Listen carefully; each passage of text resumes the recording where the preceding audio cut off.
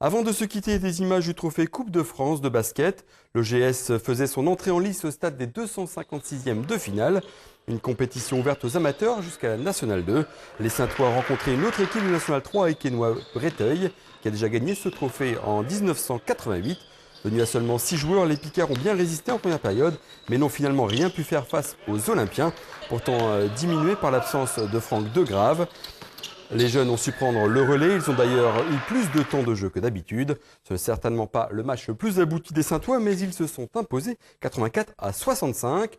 Le GS jouera donc le tour suivant. Depuis plusieurs saisons, les Saintois faisaient l'impasse sur cette compétition qui coûte plus qu'elle ne rapporte. Yann Millois veut pourtant la jouer à fond pour écourter notamment la longue trêve de Noël. On l'écoute tout de suite.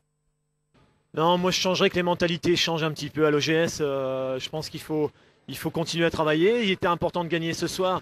Pourquoi? Parce que on reçoit la prochaine fois, on va refaire un tour de Coupe de France le 15 décembre. Donc là, on devait finir un championnat le 12 ou le 8 décembre pardon, à Capelle. Donc après, on avait un gros trou. C'était important de jouer. Donc là, on jouera le 15, c'est sûr. Maintenant, je ne sais pas où. Enfin, en tout cas, on va jouer. Donc ça nous permettra d'éviter un trou énorme pour nous laisser dans le rythme. Et puis après, donner une semaine de congé, une semaine de vacances à Noël, surtout pour les gars.